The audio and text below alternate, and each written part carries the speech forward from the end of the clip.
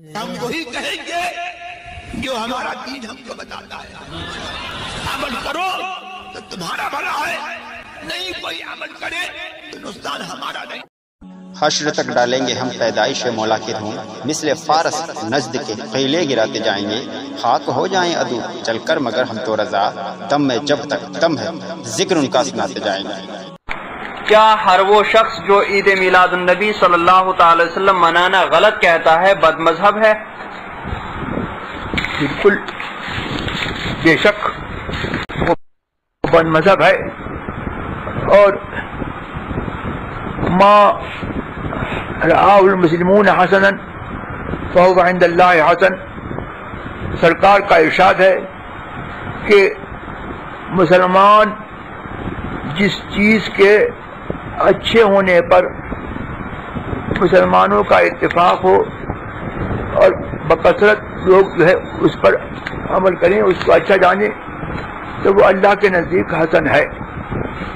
اس کو غلط اور باطل کہنا جو ہے یہ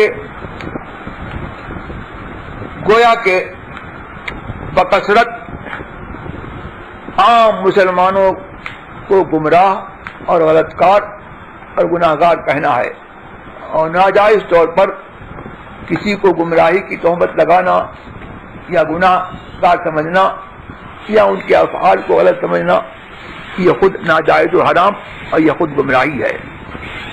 اس پر یہ لازم ہے کہ مسلمانان اہل سنت والجماعت کی موافقت کرے اور جو وہ کر رہے ہیں ان کے کام میں موافقت کرے۔ اگر نہیں کر سکتا ہے تو دل سے ان کے فعل کو جائز اور اچھا سمجھے، یہ نہیں کہ الٹا انہی کو گناہ گار اور گمراہ سمجھے۔ اس صورت میں وہ وہابیوں کی طرح سے خود ہی گمراہی کا مستحق ہے۔ جشن میلاد النبی صلی اللہ تعالی علیہ وسلم منانے کا سب سے بہترین طریقہ ارشاد فرما دیں۔ سب سے بہترین طریقہ تو یہی ہے کہ شریعت کے دائرے میں منایا جائے، مضامیر سے اور خلاف شرع حرکات سے بچا جائے، اور حضور سرور عالم صلی اللہ تبارک و تعالی علیہ وسلم کے وہ فضائل جو واقعی فضائل ہیں، جو قرآن سے اور احادیث صحیحہ سے ثابت ہیں، ان کو ادب کے ساتھ اور تعظیم کے ساتھ شرعی طریقے پر شرعی مجمع میں بیان کیا جائے۔ مجمع بھی ادب کے ساتھ بیٹھے، تعظیم کے ساتھ بیٹھے، اور جو لوگ اس کو بیان کرنے والے ہوں وہ بھی باشرہ ہوں، اور ادب اور تعظیم کے ساتھ صحیح صحیح واقعات بیان کریں اور تلاوت کریں، اور جو معتمد متشرع پابند شرع شعراء ہیں کہ جن کے کلام میں شرعی لغزش نہیں ہے، خصوصاً اعلی حضرت مفتی اعظم حجت الاسلام اور دوسرے سنی شعراء، ان کا کلام خوش الہانی کے ساتھ پڑھا جائے، صلاۃ و سلام پڑھا جائے، اور اس کے ساتھ ساتھ بد مذہبیت کا، وہابیت کا، جو میلاد کو بدعت اور شرک کہتے ہیں، اس کا بھی رد کیا جائے۔ جناب مدثر یاسین صاحب برمنگم UK، السلام علیکم۔ ہم آپ کے ممنون ہیں کہ آپ نے ہماری ویب سائٹ پر یاد فرمایا۔ آپ کے ہمیں 2 سوال موصول ہوئے، جواب حاضر۔ پہلا سوال تو آپ نے یہ کیا کہ کیا میلاد النبی منانے کا کوئی ثبوت ہے، کیا یہ بدعت ہے؟ تو دیکھیے، میلاد النبی صلی اللہ علیہ وسلم ہے کیا؟ پہلے تو آپ یہ سمجھ لیجئے کہ یہ تقریب یا یہ جلسہ یا یہ نشست ہے کیا؟ مجھے بتائیے کہ کیا مخلوق میں اور دنیا میں نبی کریم علیہ السلام سے بڑھ کر کے کوئی نعمت ہے؟ ہرگز نہیں۔ حضور علیہ الصلوۃ والسلام اللہ تبارک و تعالیٰ کی سب سے بڑی نعمت، اللہ تبارک و تعالیٰ نے حضور علیہ السلام جیسی نعمت جب ہم کو عطا فرمائی تو جب حضور علیہ الصلوۃ والسلام عطا ہوئے، یعنی جب آپ کی ولادت ہوئی، تو اس دن اللہ تبارک و تعالیٰ کے حضور خوشی منانا، یہ تو کامن سینس کا بھی تقاضا ہے کہ حضور صلی اللہ علیہ وسلم کی آمد کی ہم خوشی مناتے۔ اب آئیے، کیا اس کا ثبوت کہیں حدیث سے ملتا ہے؟ تو لیجیے آپ، صحیح ستہ میں بڑی مشہور کتاب ہے ترمذی شریف۔ ترمذی شریف میں حضور علیہ السلام کی سیرت پر ایک باب ہے، اور اس باب کو آپ پڑھیے۔ عموماً وہابی اور دیوبندی یہ کہتے ہیں کہ لفظ میلاد النبی کا ثبوت تو نبی کریم علیہ السلام اور محدثین میں کہیں بھی نہیں ملتا۔ صاحب ترمذی نے جب حضور علیہ السلام کی سیرت پر باب باندھا تو اس باب کا نام ہی رکھا میلاد النبی صلی اللہ علیہ وسلم، یعنی اب ہم اس باب میں نبی کریم علیہ السلام کے واقعات جو ہے وہ بیان کریں گے۔ اس باب کا نام ہی انہوں نے میلاد النبی رکھا۔ بخاری شریف میں حدیث آتی ہے کہ جب ابو لہب مرا، اس کے سگے بھائی حضرت عباس رضی اللہ عنہ جو حضور علیہ السلام کے سگے چچا، وہ فرماتے ہیں کہ میں نے ابو لہب کو خواب میں دیکھا۔ میں نے اس سے پوچھا، کہو ابو لہب یہاں جانے کے بعد کیا معاملہ ہوا؟ تو ابو لہب نے اپنے بھائی سے کہا کہ کیا بتاؤں کہ میں سخت پریشان، لیکن اپنے دہنے ہاتھ کی سیدھی انگلی اٹھا کر کے یہ کہنے لگا، جسے ہم کلمے کی انگلی کہتے ہیں، کہ جب میں اس انگلی کو اپنے منہ میں رکھتا ہوں تو میرے عذاب میں تکلیف ہوتی ہے اور مجھے ٹھنڈک میسر آتی ہے۔ اس کی وجہ کیا ہے؟ اس کی وجہ یہ ہے کہ حضور علیہ السلام کی ولادت پر اس شخص کو جب اطلاع دینے والی ایک لونڈی تھی ابو لہب ہی کی، جس کا نام سویبہ تھا۔ سویبہ نے آن کر ابو لہب سے کہا کہ تمہارے بھائی کے یہاں ایک بچہ پیدا ہوا، یعنی حضرت عبداللہ کے یہاں۔ ابو لہب کو کیا معلوم تھا کہ یہی فرزند جو تشریف لاہی اللہ تبارک و تعالیٰ کے آخری نبی، اس نے یہ جان کر کہ یہ بھتیجا، اور بھتیجا ہونے کی خوشی یوں منائی کہ صبح جو خبر لے کر آئی انہیں آزاد کر دیا تھا اپنے دہنے ہاتھ کی انگلی سے۔ تو ابو لہب کا خواب یہی اشارہ تھا کہ جب میں اس انگلی کو اپنے منہ میں رکھتا ہوں تو مجھے میرے عذاب میں تخفیف ہوتی ہے۔ اب مجھے بتائیے، اگر آپ تھوڑی بہت بھی سوجھ بوجھ رکھتے ہوں تو آپ ہم میں اور ابو لہب میں جو فرق ہے وہ ملاحظہ فرمائیے۔ ابو لہب نے خوشی منائی تھی بھتیجا ہونے کی، اور ہم خوشی مناتے نبی صلی اللہ تعالی علیہ وسلم کے ہونے کی۔ اور دوسری بات، وہ کافر، ہم مسلمان۔ اسی لیے اس حدیث کو لکھ کر کے اکابر علماء نے، جن میں علامہ ابن حجر اور حضرت علامہ شیخ محقق شاہ عبدالحق محدث دہلوی کی شرح مشکات آپ ملاحظہ فرمائیے۔ شرح مشکات میں جہاں یہ حدیث آئی، شیخ محقق نے فرمایا جب ایک کافر کا یہ عالم ہے کہ وہ حضور علیہ الصلوۃ والسلام کی ولادت کی خوشی منانے میں اتنا نوازا گیا، تو پھر جو مسلمان اپنے حلال اور طیب مال سے حضور کا میلاد منائے یا حضور کی آمد کی خوشی منائے تو وہ کن ثمرات کا حقدار ہوگا؟ یقیناً وہ جنت نعیم کا حقدار ہے۔ ثبوت کے لیے آپ اشد اللمات فی شرح مشکات کا ملاحظہ فرمائے، اس کو ملاحظہ کیجیے گا۔ اس کے بعد یہ بات ثابت ہو جاتی ہے کہ حضرت عباس کی حدیث سے کہ اب صحابہ کرام علیہم الرضوان میں اس کے منانے کا کیا نقطہ نظر تھا۔ اچھا، اب آپ نے دوسرا سوال یہ کیا، کیا آپ قرآن اور حدیث اور صحابہ کرام کی تعلیمات اور چاروں ائمہ کی تقلید کرتے ہیں؟ جی ہاں، ہم قرآن پر بھی عمل کرتے ہیں، حدیث پر بھی عمل کرتے ہیں، اور چاروں ائمہ میں سے ایک کی تقلید کرتے ہیں۔ ہم حنفی ہیں اور امام اعظم ابو حنیفہ رضی اللہ عنہ کی تقلید کرتے ہیں۔ اس تقلید سے مراد ہرگز یہ مت سمجھ لیجیے کہ امام اعظم ابو حنیفہ قرآن و سنت کے خلاف کوئی بات کہتے ہیں اور ہم ان کی تقلید کرتے نہیں، بلکہ ہمارے نزدیک امام اعظم ابو حنیفہ رضی اللہ عنہ کا ہر قول جس کی ہم تقلید کرتے ہیں یا تو اس کا ماخذ قرآن ہے یا اس کا ماخذ جو ہے وہ حدیث ہے۔ بہت ممکن ہے کہ آپ کے کان میں کسی نے یہ بھر دیا ہو کہ جناب سوائے قرآن اور حدیث کے کسی اور چیز کی تقلید یا کسی اور کی اطاعت نہیں کرنی چاہیے۔ یہ نظریہ خود قرآن مجید فرقان حمید کے بھی خلاف۔ دیکھیے قرآن میں نص موجود ہے، ارشاد باری تعالیٰ ہوا اطیعوا اللہ، اللہ کی اطاعت کرو، اطیعوا الرسول، رسول کی اطاعت کرو، اور اس کے بعد فرما وہ اولی الامر منکم، جو تم میں صاحب امر ہیں۔ تو معلوم ہوا کہ اطیعوا اللہ اطیعوا الرسول کے بعد میں کوئی اور بھی معاملہ جس کی ہمیں اطاعت کرنی ہے، اور علماء امام اعظم ابو حنیفہ ہوں یا امام شافعی ہوں ان کا تعلق اولو الامر سے ہے، اور قرآن مجید فرقان حمید میں اس کا اشارہ موجود ہے کہ قرآن و سنت کے بعد اولو الامر بھی کچھ ہے۔ اس اعتبار سے ہم امام اعظم ابو حنیفہ کی تقلید کرتے ہیں، جس کی بنیاد پر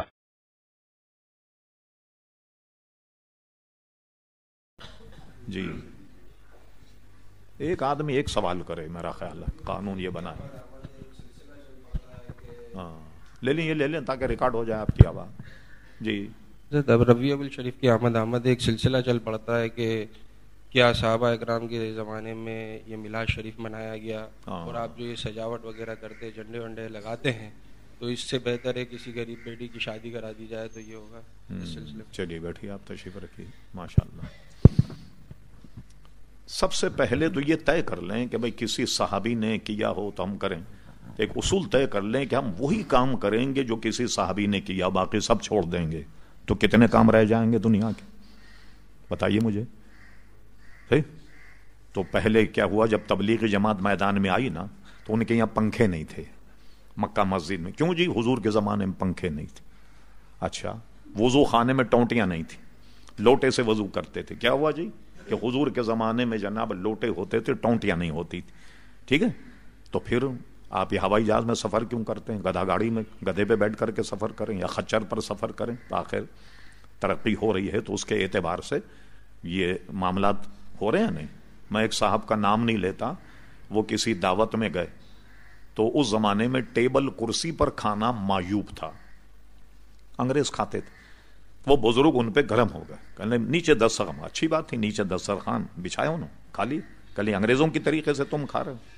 سب انہوں نے ذرا ڈانٹ ڈپٹ کی۔ جب پیر صاحب نے کھانا وانا کھا لیا تو میزبان بچھاؤ بڑا شریر تھا، اس نے کیا کہ ایک طرف تو رکھی کار اور دوسری طرف رکھا گدھا۔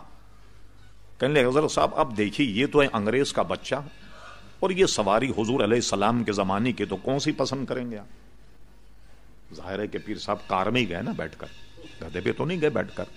تو کچھ ہوتے ہیں شعار، ہم اس کو پہلے بیان کر چکے، کچھ شعار ہوتے ہیں مذہبی اور کچھ ہوتے ہیں قومی۔ جو مذہبی شعار ہے وہ نہیں بدلتا، قومی شعار بدل جاتا۔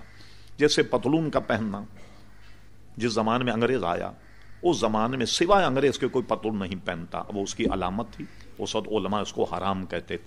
لیکن جب پتلون کا رواج عام ہو گیا، جیسے مثلا پورا ترکی مسلم ملک ہے، سارے پتلون پہننے لگ گئے، قومی لباس ہی ان کا پتلون ہو گیا، ہمارے یہاں بھی سب پتلون پہننے لگ گئے، تو آج کوئی آدمی پتلون پہن کر جا رہا، ہم نہیں کہیں گے نا یہودی جا رہا یا عیسائی جا رہا، تو حکم بدل گیا۔ اس لیے مولانا مفتی محمد وقار الدین صاحب رحمۃ اللہ تعالی علیہ نے وقار الفتاوی میں پتلون پہن کر نماز پڑھنے کو جائز قرار دیا، اور بس ایسی ہو کہ آدمی کو رکوع سجود میں کوئی تکلیف نہ ہو۔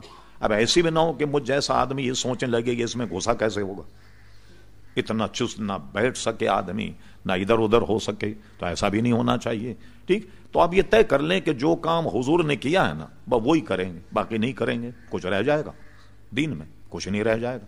کیا ہوگا؟ اس کا اصول سنیے کیا ہے۔ اصول اس کا یہ ہے، یہ دو حدیثیں، ایک ہے حضرت ابو موسیٰ اشعری رضی اللہ عنہ اور ایک ہے حدیث حضرت معاذ ابن جبل۔ اس کی بنیاد حضور علیہ السلام نے، یہ دونوں یمن کے قاضی تھے اور دونوں حدیثوں کا مضمون تقریباً ایک ہے، وہ یہ ہے کہ حضرت ابو موسیٰ اشعری کو جب حضور نے قاضی بنایا، ان سے پوچھا فیصلے کیسے کرو گے؟ ان کا پہلے میں قرآن مجید میں دیکھوں گا۔ خود حضور فرماتے اگر قرآن مجید میں وہ قضیہ نہ ہو تو فیصلے کیسے کرو؟ فرمایا پھر حدیث رسول دیکھوں گا، ٹھیک؟ اس کا مطلب حدیث سے یہ پتا چلا کہ بے شمار مسائل بظاہر قرآن میں نہیں، وہ حضور کی سنت میں۔ فرمایا اچھا اگر حدیث میں بھی نہ ملے مسئلہ تو کیا کرو گے؟ تو حضور علیہ السلام نے جب یہ سوال کیا تو انہوں نے کہا میں قرآن حدیث کو سامنے رکھ کر اپنی رائے قائم کروں گا جو قرآن حدیث سے قریب تر ہو۔ تو حضور علیہ السلام بالکل تم نے ٹھیک کہا، اور فرمایا کہ یہ اللہ کی مہربانی کہ اس نے میری امت میں ایسے افراد پیدا فرما دیے۔ اسی کو تفقہ کہتے ہیں، سمجھے؟ اسی کو فقہ کہا جاتا ہے کہ قرآن حدیث کو سامنے رکھ کر جو درپیش مسائل ہیں ان کا جواب جو ہے وہ دیا جائے۔ تو یہ اگر اصول بنا لیں کہ جو صرف قرآن مجید کے فرقہ ہے نا ایسا جو قرآن میں بس اس کے علاوہ ہم نہیں مانیں، تو کتے کا گوشت حرام قرآن میں کہاں ہے؟ کیا خیال ہے؟ بلی، چوہا، بندر یہ حرام ہے کہیں قرآن مجید؟ ایک اصول بیان کر دیا اتنا شاندار۔ ہم نے جو اپنا حبیب بھیجا ہے نا تمہارے پاس، یہ طیب چیزوں کو تم پہ حلال کرتا ہے اور گندی چیزوں کو تم پہ حرام کرتا ہے۔ اور کتاب الاعتصام مشکا شریف میں یہ میرا حرام کیا ہوا بھی حضور فرماتے ویسا ہی حرام ہے جیسے اللہ کا حرام کیا ہوا، ٹھیک ہے، اللہ کے نائب ہیں نا، اطیع اللہ اطیع الرسول. تو اب آئیے، تو آپ کہیں جی صحابہ نے تو یہ نہیں کیا تھا. اچھا اب میں آپ سے پوچھوں بنیاد، یہ محفل میلاد میں ہوتا کیا ہے؟ ذرا آپ ہی کے منہ سے میں سنوں کیا ہوتا ہے صاحب جی؟ حمد و ثنا ہوتی ہے نا. اچھا، حضور علیہ السلام نے حضرت حسان ابن ثابت کو ممبر شریف پر بٹھایا اور دعا کی اللہ تعالیٰ روح القدس کے ذریعے ان کی مدد فرما. ایک حدیث میں کہ حسان اپنے کلام کو سناؤ، اللہ تمہارے منہ کو نیچا نہ دکھائے، اور وہ حضور کی نعت سناتے. تو اگر یہ نعت سنانا میلاد ہے تو یہ تو حضور کے زمانے میں ہوتا تھا. اور صحابہ کرام علیہم رضوان تو حضور کا ذکر و اذکار کرتے تھے. تو میلاد میں اگر حضور کا ذکر و اذکار ہوتا ہے یہ بھی تو محفل میلاد. اب آپ کہتے ہیں جی جلوس نکالنا. جب حضور علیہ السلام مدینہ شریف گئے، چند دن آپ نے قباء شریف میں قیام فرمایا. یہ حدیثوں میں، تفسیروں میں، سیرت کی کتابوں میں نہایت ہی وضاحت کے ساتھ یہ واقعہ موجود. اہل مدینہ جہاں سے قافلے آتے ہیں نا قباء سے، اس کے راستے میں کھڑے ہوتے، انتظار کرتے. جب سورج غروب ہو جاتا تو فرماتے نہیں آئے، اپنے گھر چلے جاتے. تو جس دن حضور علیہ السلام تشریف لائے تو اہل مدینہ نے پورا جلوس نکال کر حضور کا استقبال کیا. اور چھوٹی بچیاں جو ہیں انہوں نے وہ نعت پڑھی، طلع البدر علینا، یہ والی نعت انہوں نے پڑھی. تو حضور علیہ السلام کا استقبال تو انہوں نے جلوس سے کیا. ایک بات یہ جو احمق کہتے ہیں نا کہ صاحب وہ تو پوری صحاح ستہ میں دکھائیے کہ جلوس یہ میلاد النبی، ٹھیک. اب صحاح ستہ کسی نے پڑھی نہ ہو تو اس کو کیا دکھایا جائے؟ کسی شخص نے خوب کہا تھا کسی زمانے مولانا لہجے میں کہ علم سیکھا پر دینداری نہ آئی، بخار آ گیا مگر بخاری نہیں آئی. صحاح ستہ کی کتاب ہے مشکات شریف. مشکات شریف میں علامہ امام ترمذی نے حضور کی سیرت پر ایک باب باندھا. جو کہتے ہیں نا کہیں نشان نہیں، آپ کو تعجب ہوگا اس باب کا نام صاحب مشکات نے میلاد النبی رکھا. ترمذی شریف میں باب ہے اس معاملے پر کہ میلاد النبی، اس کے بعد حضور علیہ السلام کی سیرت پر انہوں نے کلام کیا. ٹھیک ہے، تو آپ یہ دیکھیے کہ وہ لوگ کہتے ہیں جی اس کا کہیں ثبوت نہیں، بالکل احمق لوگ ہیں. اچھا یہ نہیں بلکہ انہوں نے بیچاروں نے اپنی بھی کتابیں نہیں پڑھی، اتنے معذور ہیں کم وقت. اب آئیے پورے طریقے سمجھ لیں. یہ حدیث شریف کے 2 چینل ہیں پورے ہندوستان میں کہ سند حدیث ہندوستان میں کون لایا. ایک تو چینل ہے ایک شاہ ولی اللہ محدث دہلوی کا، ان سے سند میں وہابی، دیوبندی، بریلوی، جتنے بھی لوگ یہ 2 سے حدیث کی سند ملتی. ایک ہے شاہ ولی اللہ محدث دہلوی اور ایک ہے شاہ عبدالحق محدث دہلوی رحمۃ اللہ علیہ.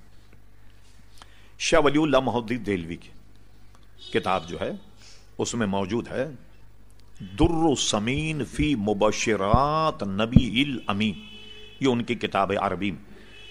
وہ لکھتے ہیں کہ میرے والد گرامی ہر 12 ربیع الاول کو محفل میلاد کرتے تھے. یہ شاہ ولی اللہ صاحب لکھتے. تو ایک دن جب ربیع الاول کی 12 تاریخ آئی تو میرے والد کے پاس پیسے نہیں تھے. ان کے والد تھے شاہ عبد الرحیم محدث دہلوی. تو جیب میں ہاتھ ڈالا تو چند ٹکے ملے. اس زمانے میں ٹکے چلتے تھے، اس میں بھی کچھ نہ کچھ مل جاتا تھا ٹکوں میں. آج تو فقیر کو 1 روپیہ دو تو آپ کا چہرہ دیکھے گا اگر کمبخت کس بخیل سے پالا پڑا 1 روپیہ دے رہا، اس لیے 1 روپیہ کچھ آتا ہی نہیں. کیا دیں گے آپ؟ فقیر کو بھی 1 روپیہ نہیں دے سکتے بھائی. تو چند ٹکوں کے چنے منگا لی، چنے کا ڈھیر سامنے رکھا، محفل میلاد ہوا اور یہ چنے حاضری میں تقسیم کر دیے گئے. ٹھیک، جن سے سارے علماء دیوبند کی سند ملتی ہے. شاہ ولی کتاب بھی میرے پاس موجود ہے. شاہ ولی اللہ صاحب لکھتے میں نے اپنے والد سے سنا اسی رات حضور علیہ السلام کی زیارت ہوئی اور وہ چنے کی ڈھیری حضور کے سامنے رکھی ہوئی تھی اور آپ اس پر تحسین فرما رہے تھے، آپ اس پہ خوشی کا اظہار فرما رہے تھے. یہ تو شاہ ولی اللہ نے لکھا، محدث دہلوی صاحب نے. اب آئیے دوسرا چینل، آئیے دوسری سند ہے شاہ عبدالحق محدث دہلوی رحمۃ اللہ علیہ. یہ آج کل کے بزرگ نہیں، شاہ عبدالحق محدث دہلوی رحمۃ اللہ علیہ کا وصال ہوا ہے دہلی میں 1052 ہجری میں. الحمدللہ میں 2 مرتبہ دہلی گیا اور بسیار تلاش میں نے ان کے مزار پر جا کر فاتحہ پڑھی. افسوس تو مجھے یہ ہوا کہ اتنا بڑا محدث اور اس کے سارے کارناموں کو لوگوں نے فراموش کر دیا. پوری دہلی میں اچھے بھلے دیندار آدمی سے میں پوچھ رہا ہوں شاہ عبدالحق محدث دہلوی کا مزار کہاں ہے تو کسی کو پتا نہیں. किसी को पता नहीं। फिर मैं बरेली शरीफ जब गया, वहां के बहुत बड़े मुफ्ती थे काजी अब्दुल रहीम साहब, 3-4 दिन पहले इंतकाल हुआ, 3-4 साल या 2 साल पहले, अल्लाह गरीक रहमत फरमाए, पूरे हिंदुस्तान के बहुत बड़े मुफ्ती। मैं उनके पास जब गया तो उनसे मैंने पूछा, फिर उन्होंने मुझे पूरा बताया। फिर जब मैं दिल्ली गया तो मैं मेहरोली को तय करके शमसी तालाब में पानी नहीं है, शमसी तालाब को अबूर करने के बाद जंगल में शाह अब्दुल हक मोहद्दी देलवी का मज़ार। शमसी तालाब की दिल्ली में एक तारीख हैसियत यह है, किसी अहले दिल, किसी बुजुर्ग ने इस शमसी तालाब पर ख्वाब में हुजूर अलैहिस्सलाम को वुजू करते हुए देखा था, इसलिए उसकी तारीखी हैसियत है। शमसी तालाब को अबूर करके गए तो जब देखा तो अफसोस हुआ कि गर्दो गुबार है। किसी जमाने में आलीशान मकबरा था, लेकिन उसके बाद वो मुनहदिम हो गया, दीवारें भी पुख्ता नहीं। फिर उसके बाद दोबारा जब मैं गालिबन शायद 91 या 92 में गया तो किसी साहब ने वहां अच्छा सफेदी और मरम्मत करके सफाई सुथराई का इंतजाम किया होगा। तो शाह अब्दुल हक मोहद्दी देलवी का मैंने जरा सा तारुफ करा दिया। उनकी किताब है अखबारुल अखयार। कहते ना जादू वो जो सर चढ़ के बोले, वरना जादू क्या। अखबारुल अखयार फारसी जबान में है और उसको छापा है मदीना पब्लिशिंग, जो MA जिन्ना रोड पे अब भी मौजूद है। हाँ, मदीना पब्लिशिंग ने उसको छापा और उसका तर्जुमा किया है 2 मशहूर वहाबी मौलवियों ने। एक का नाम है मौलवी मोहम्मद फाजिल और दूसरे का नाम है मौलवी मुफ्ती आशिक इलाही बुलंद शहरी। इन दोनों ने उसका तर्जुमा किया अखबारुल अखयार। ये मदीना पब्लिशिंग से छपी। इसका सफ़ा नंबर 624 पर यह इबारत मौजूद है। शाह अब्दुल हक मोहद्दी देलवी ने जो जिन जिन जगह गए बड़ा कमाल किया, सारे बुजुर्गों के वाकयात लिखे। अगर 4 सतर में वाकयात मिले तो 4 सतर ही लिख दिया फलां बुजुर्ग इसमें पैदा हुए, इतने सन में उनकी वफात हुई। सब पर जहां जहां गए, जिसमें लाहौर के, मुल्तान के, दिल्ली के, जहां जहां भी आप गए, पूरा जखीरा है एक अखबारुल अखयार। आखिरी में उन्होंने अपने हालात भी लिखे कि मैं अब्दुल हक कौन हूं, मेरे वालिद का नाम सैफुर रहमान है, हम तुर्की नस्ल हैं, बुखारा से हिंदुस्तान में मुंतकिल हुए और यहां जब मैं पढ़ता था तो सब अपने वाकयात लिखे कि सबक में इतना मुनहमिक रहता था, झुका करके जब पढ़ता तो कई दफे चिराग से मेरे बाल जल गए, आग लग गई मेरे सर में वगैरह।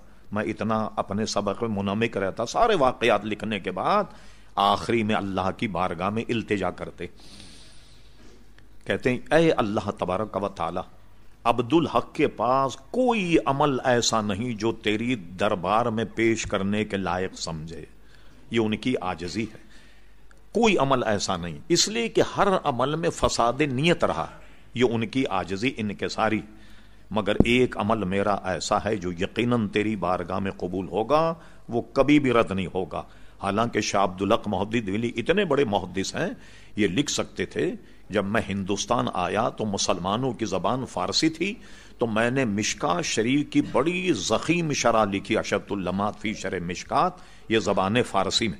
इसी तरह फारसी में कई किताबें, मसलन उस जमाने में फारसी में हुजूर की सीरत पर कोई किताब नहीं, बड़े ज़ख़ीम 2 जिल्दें मदारिजुन नबुव्वत के नाम से फारसी में शाह अब्दुल हक मोहद्दी देलवी ने लिखी।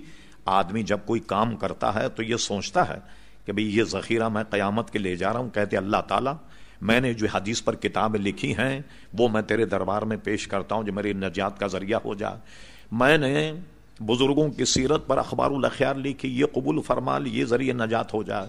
कुछ और पेश करते, मिशकात शरीफ की शरह पेश करते, कुछ नहीं। उन्होंने कहा मेरे पास तो नजात का कोई जरिया नहीं, हर अमल में फसाद नियत रहा, मगर या अरहमर राहिमीन, अब्दुल हक का एक अमल ऐसा है जो यकीनन तेरी बारगाह में कबूल होगा, और वो ये है कि मैं महफिल मीलाद के वक्त खड़े होकर सलाम पढ़ता। लाइए आप, मेरे तो कुतुब खाने में मौजूद है, किसी वहाबी से मंगवाइए, तुम्हारे मौलियों का तर्जुमा है, और इसको मदीना पब्लिशिंग ने छापा, और जनाब वो मेरे पास मौजूद है, और सफ़ा नंबर 26 उसका निकालिए, 624 सफ़ा नंबर, उस पे शेख मोहक ने ये लिखा। अब सुनिए नतीजा। ये बताइए आप, एक अदालत में मुकदमा चल रहा हो और गवाह आए, जी आपने देखा है जो गवाही दी? आपने कहा नहीं, मैंने जैद से सुना है। जैद को कोर्ट में बुलाया गया, जैद साहब ये आपने वारदात का मौका देखा है? उन्होंने कहा जी मैंने बकर से सुना। ये बकर साहब को बुलाया, बकर साहब कहते हैं भाई मेरे सामने तो ऐसा कोई वाकया नहीं हुआ, अब मुझे बताइए अगर गवाही में एक आदमी क्रॉस क्वेश्चन जिसको कहते हैं उसमें अगर लाजवाब हो जाए तो मुकदमा साबित होगा? नहीं साबित होगा। अब कोई आदमी अपने आप को मुहद्दिस कहे और हदीस पढ़ा है और उसकी हदीस में दो मुशरिक आ जाएं, हदीस सनद का क्या बनेगा? क्योंकि मिलाद शरीफ मनाना तो शिरक है ना। शाह वलीउल्लाह मौदूदी देलवी मुशरिक हो गए, उनके वाली शाह अब्दुल रहीम साहब भी मुशरिक हो गए, शाह अब्दुल हक मौदूदी देलवी भी मुशरिक हो गए। अब बताओ तुम्हारी सनद का क्या बनेगा? जिसकी सनद में कोई मुशरिक आ जाए तुम्हें तो हदीस बयान करने का हक ही हासिल नहीं। भाई क्यों बेवकूफ बना रहे लोगों को? तुम्हारे तो सनद में इमाम बुखारी तो बहुत बाद में आएंगे, दोनों मुशरिक आ गए तुम्हारी सनद में, इसलिए इनका कौल बिल्कुल गलत है। और मैंने हदीस को बता दिया आपको, ये उसूल नहीं कि जो भी हदीस और कुरान में होगा वही हम मानेंगे। ये दूसरे लोगों का कहना शाफी हनफी मालिकी जिसमें पूरी दुनिया इनकी पैरवी करती है, तो हमारे यहां हमारे इमाम का कौल हम लेंगे। यानी कि कुरान और हदीस से हम उसका इस्तेस्ना हो गया, नहीं, हम ये जानते हैं कि कुरान हदीस को हमारे इमाम हमसे ज्यादा जानते थे। ठीक है, तो ये हज़रात जो हैं ये जो कुछ कहेंगे वो असल में दीन है। इसलिए हमारे यहाँ शरीयत का माखज़ क्या है? कुरान, सुन्नत, इजमा उम्मत और क़यास। ये चार चीजें हैं जिससे दीन का कोई मसला साबित होता है। जी ना, कोई एक आध सवाल और कर लो।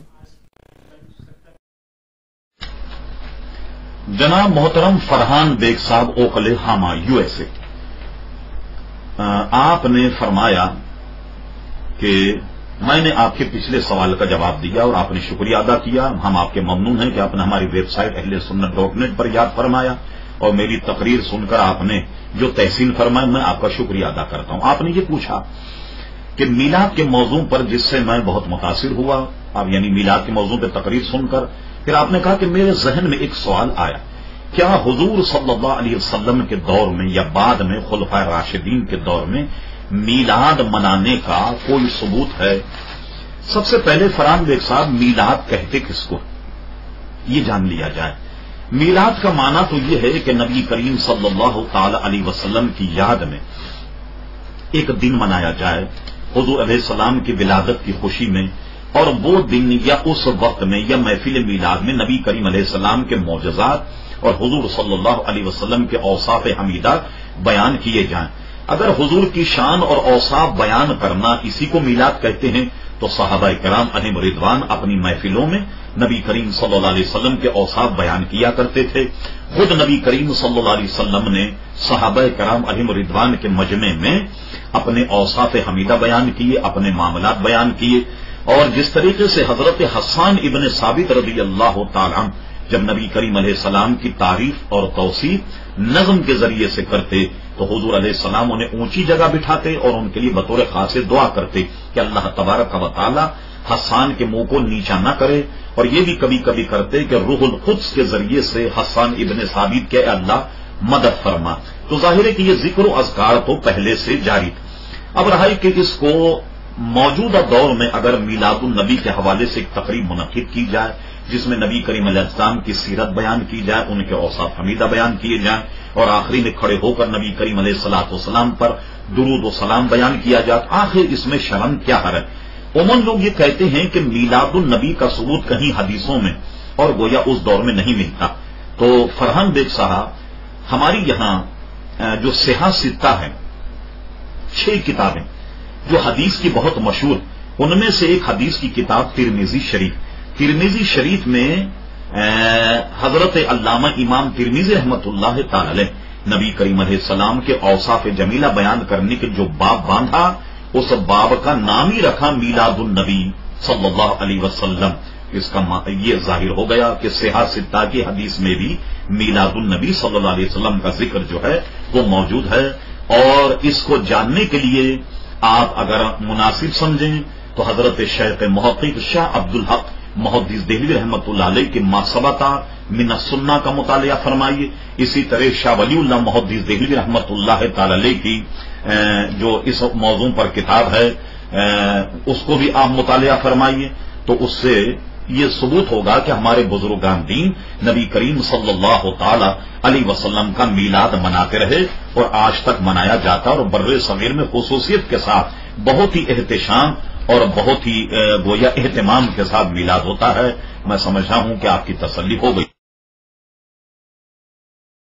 جھنڈے اور لائٹ لگانا کیسا ہے؟ اللہ کی سنت ہے. سنت طریقے کو کہتے ہیں. اب وہ پھر اس کو زیادہ کہوگا ثبوت کہاں لکھا ہے؟ یہی سوال ہوتا ہے نا، کہاں لکھا ہے؟ تمہاری کتابوں میں بھی لکھا ہے. مجھے نہ چھیڑا کرو ورنہ میں چھوڑتا نہیں.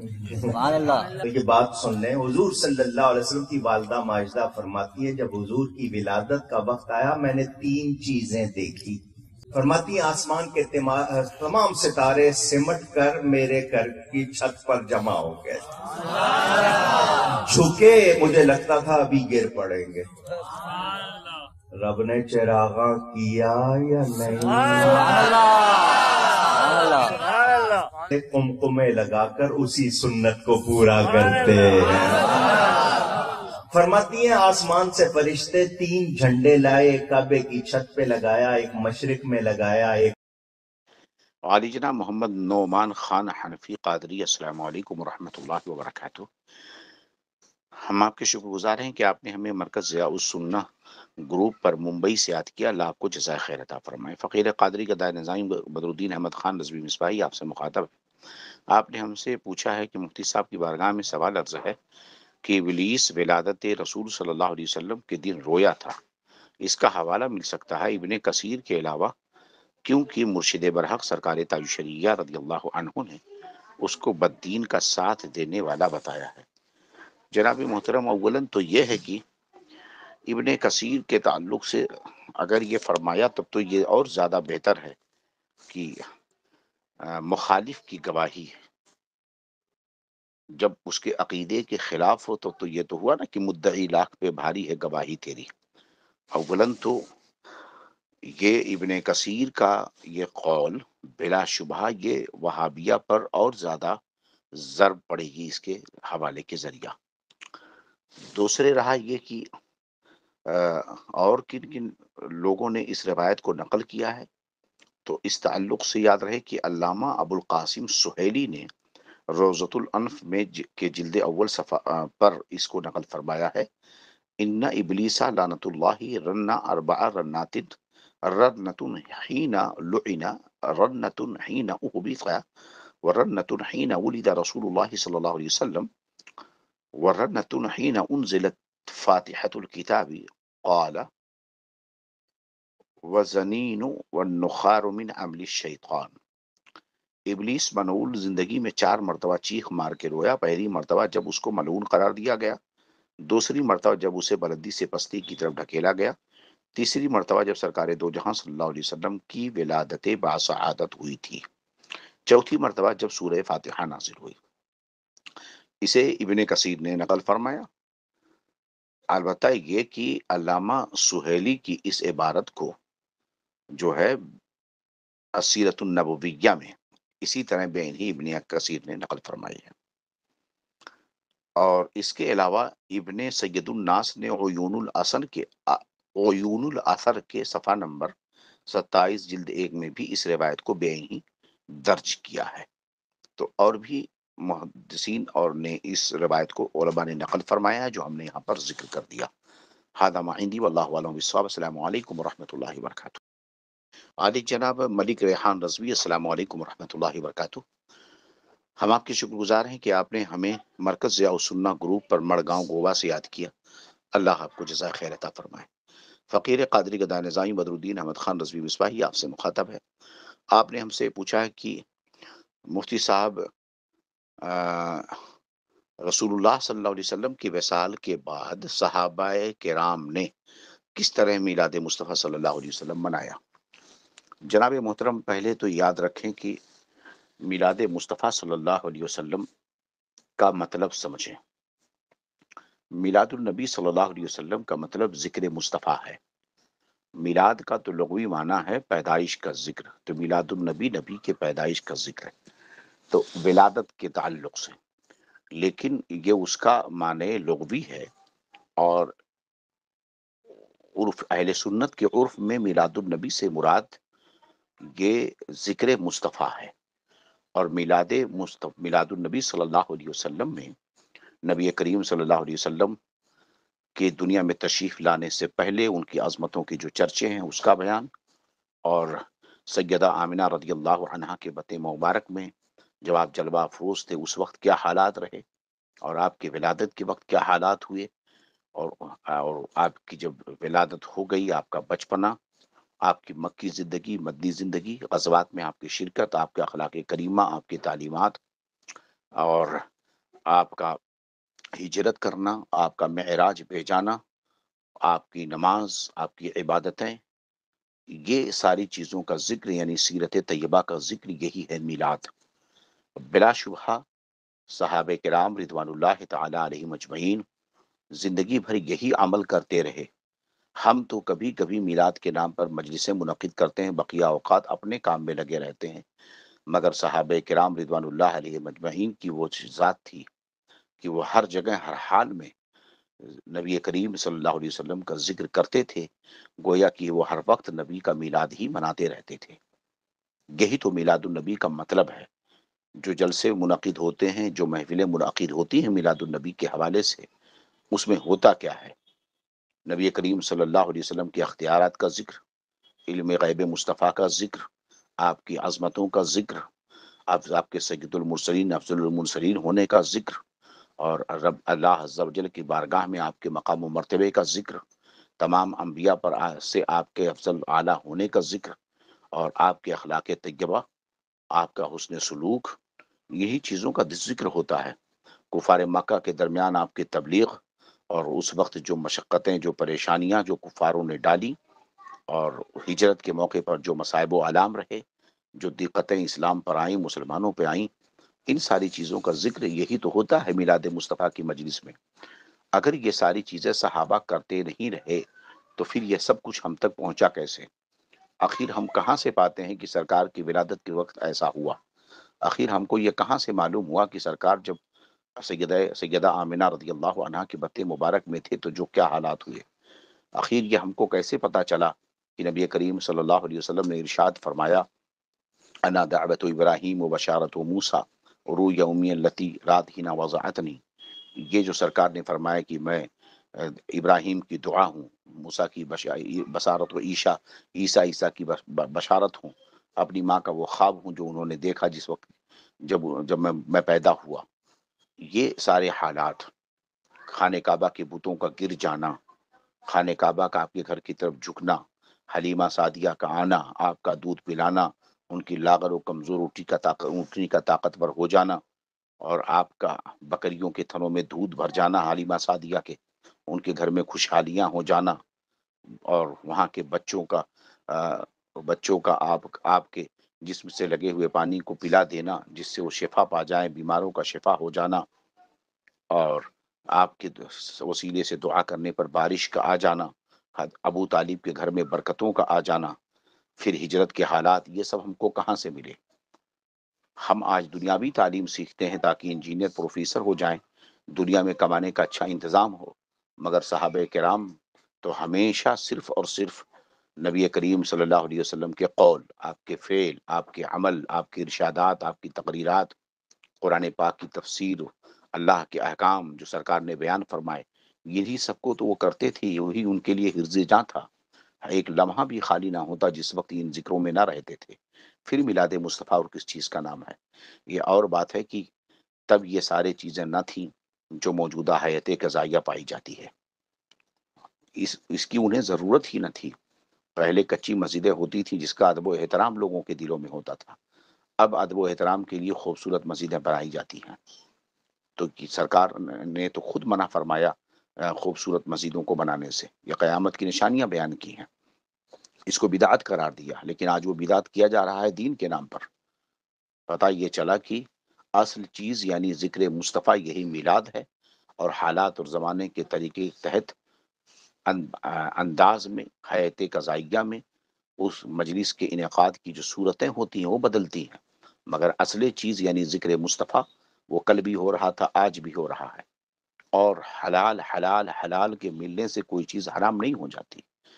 لائٹنگ کرنا، کمکمے لگانا، مائک کا استعمال، کرسیوں پہ بیٹھنا، اسٹیج کا سجانا، لوگوں کا بیٹھنا، کسی کا نصیحت کرنا، نعت مصطفیٰ پڑھنا، قرآن و حدیث کو سنانا اور سننا، اس پر خوشی ہو کر کے جھومنا اور نعرے رسالت بلند کرنا، نعرے تکبیر کو بلند کرنا، لوگوں کے لیے لنگر عام کا انتظام کرنا، کھانے کا اہتمام کرنا، یہ وہ چیزیں ہیں جو سب جائز ہیں۔ اور جب یہ ساری چیزیں جائز تو میلاد مصطفیٰ میں یہ ساری چیزیں شریک ہیں، تو پھر کیسے وہ ناجائز ہو جائیں گی؟ یہ ان ساری چیزوں کا اہتمام اس دور میں نہیں تھا، اس لیے یہ سارے اہتمام نہیں کیے جاتے تھے۔ پہلے لوگ سادے تھے، عزت و عظمت اسی میں تھی۔ اب زمانہ بدلا، اب ساری چیزیں انتظامات ہو گئیں، جیسے جیسے ترقی ہو رہی ہے، سہولتیں پیدا ہو رہی ہیں، تو جائز چیزوں کا جو استعمال ہے مساجد میں، مدارس میں، ہر جگہ ہو رہا ہے، انہی چیزوں کا استعمال میلاد مصطفیٰ میں کیا جا رہا ہے، تو اس میں کیا حرج ہے؟ صحابہ بیٹھ کر کے حضرت آدم کا ذکر نہیں کر رہے تھے؟ حضرت موسیٰ کا، حضرت عیسیٰ کا، حضرت ابراہیم کا، حضرت عیسیٰ علیہ السلام کا ذکر کر رہے تھے۔ سرکار تشریف لائے، ترمذی شریف کے حدیث پاک ہے، فرمایا قد سمعت کلامکم وعجوبکم، تمہاری باتیں بھی میں نے سنی، تمہارا تعجب کرنا بھی میں نے دیکھ لیا۔ تم نے کہا کہ آدم کو اللہ نے اپنا صفی بنایا، ابراہیم کو اپنا خلیل بنایا، موسیٰ سے کلام کیا، اور سنو الا وانا حبیب اللہ، خبردار سن لو، میں ابراہیم خلیل اللہ ہیں، موسیٰ کلیم اللہ ہیں، نوح نجیح اللہ ہیں، آدم صفی اللہ ہیں، عیسیٰ روح اللہ ہیں، میں حبیب اللہ ہوں۔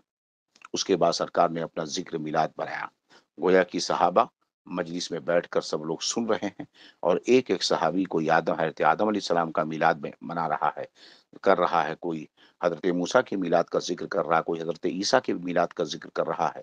اس مجلس میں سرکار تشریف لائے، صحابہ نے دیگر انبیاء کے میلاد کا ذکر کیا، ہمارے نبی نے خود اپنا میلاد پڑھا۔ اگر موجودہ حالات کی طرح لائٹنگ کے انتظامات ہوتے، کرسیاں ہوتی، اسٹیج سجائے جاتے، یہ ساری سہولیتیں ہوتی، وہ صحابہ بھی اسی طرح کرتے، لیکن تب ٹوٹی چٹائی پر بیٹھ کر ہی قرآن و حدیث کا علم دیا جا رہا تھا، درخت چبوترے پر بیٹھ کر قرآن و حدیث کا علم سیکھا جاتا تھا، چھپر کی مسجدوں میں بیٹھ کر اللہ اس کے رسول کی باتیں اور میلاد پاک پڑھا جاتا تھا۔ تب کا حال وہ تھا، آج ٹوٹی چٹائی نہیں، کرسیوں پہ بیٹھا جاتا ہے، اسٹیج سجائے جاتے ہیں، مسجدوں میں کارپیٹ ڈالے جاتے ہیں، ایسیاں لگائی جاتی ہیں، پنکھے لگائے جاتے ہیں، ماربل لگایا جاتا ہے، بہترین مائک کا انتظام ہوتا ہے۔ یہ اس دور کی ایجادات ہیں اور اس میں کوئی حرج نہیں ہے۔ ھذا ما عندی واللہ اعلم بالصواب۔ السلام علیکم ورحمۃ اللہ وبرکاتہ۔ علی جناب عبد الجبار صاحب، السلام علیکم ورحمۃ اللہ وبرکاتہ۔ ہم آپ کے شکر گزار ہیں کہ آپ نے ہمیں مرکز ضیاء السنہ گروپ پر اڑیسہ بالاسور سے یاد کیا۔ اللہ رب العزت آپ کو جزائے خیر عطا فرمائے۔ آپ نے ہم سے پوچھا ہے کہ بعض جاہل میلاد النبی صلی اللہ علیہ وسلم کے جلوس میں نعت پاک کے ساتھ ڈی جے مزامیر بجاتے ہیں، ایسے جلوس ریلی میں اہل محلہ کو شامل ہونا کیسا ہے اور محلے کے امام کی کیا ذمہ داریاں ہیں؟ جناب محترم، یاد رہے کہ ڈی جے، ناچ گانا باجا، یوں ہی مزامیر، یہ سخت ناجائز و حرام ہے، اور قرآن و حدیث سے اس کی حرمت ثابت ہے۔